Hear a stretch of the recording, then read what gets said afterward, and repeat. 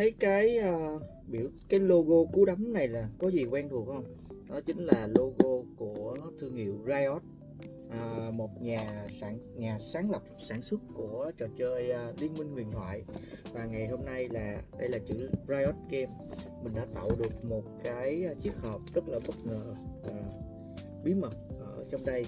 Thì bây giờ mình sẽ cùng xem ở trong cái chiếc hộp bất ngờ này nó là gì nha. Hãy cùng mình unbox nha. Đây là chiếc hộp mà mình đã mua được ở Riot, ở bên cửa hàng chính hãng Riot ở bên Trung Quốc, và mình đã xách về tận Việt Nam, và để mình xem thì chúng ta sẽ cùng xem ở trong chiếc hộp này sẽ là một món quà bất ngờ gì nha. Số tiền mình mua của cái hộp này là hơn gần 3 triệu. Ở trong đây thì mình đang có không biết có dao thiếu không ta, 2 4 6 cái hộp này, và mình được tặng thêm một cái hình ảnh của Caitlyn Arcane. Và bây giờ thì các bạn sẽ được biết là trong đây sẽ là gì nha. Họ ém rất là kỹ. Rồi, vậy thì trong cái hộp này á, đó chính là keycap. Mình không hiểu, mình nhớ là mình đã nói với họ là mình mua full một box này, một set này thì nó sẽ có 9 hộp, nhưng mà để tí mình kiểm tra lại tại sao họ giao cho mình trong đây chỉ có 3 hộp thôi. Và trong đây nó có keycap thì như trong hình nè, là mình sẽ có keycap của Zenith, của Ari, của Echo, Sephirin, Seraphine, Yasuo, Jhin, Ezreal, Joanne và Timo. Và dĩ nhiên cái nhân vật mà mình thích nhất đó chính là keycap của bé Timo. Hy vọng rằng là mình sẽ có được em bé Timo này. Và bây giờ thì mình cũng sẽ khui luôn. Đây là cái phần phía bên ngoài của cái hộp này. Đây là hộp keycap ha, có chữ keycap ở đây. Giờ nó dạng cái hình một cái con tàu nhỏ nhỏ đó. Để mình mở ra xem thử. Thôi mình khui luôn nha.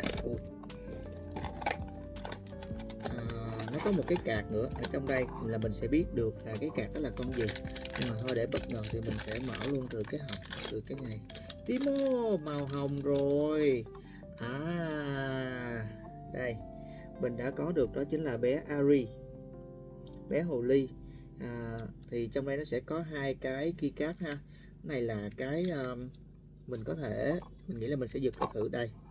Mình sẽ gắn cái keycap dấu cộng này vào trong cái bàn phím của mình, và nó có một cái dấu hiệu, hình như đây là cái biểu tượng của Inoa. Bạn nào mà có chơi đánh cờ hay là tìm hiểu á, thì đây là cái vương quốc Inoa.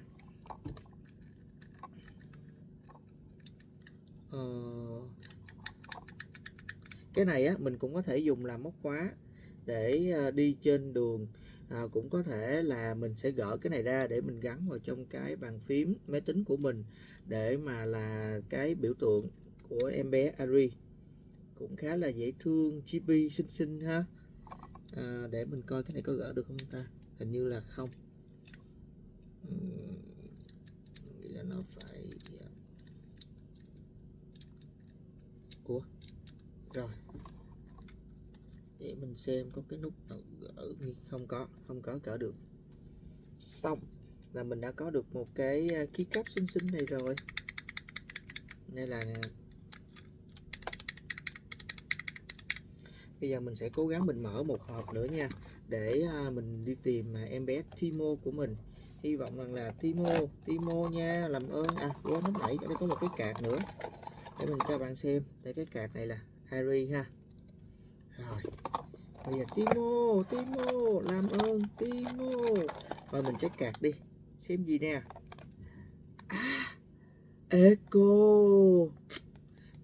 của thành phố ngầm Zone. Echo màu xanh này cũng đẹp, mình cũng thích Echo. Nói chung là mình thích Eri và Echo, và hơi tiếc là mình sẽ không có được Timo, nhưng mà hai bạn này cũng rất là ok rồi. Cảm ơn mọi người. Ta-da!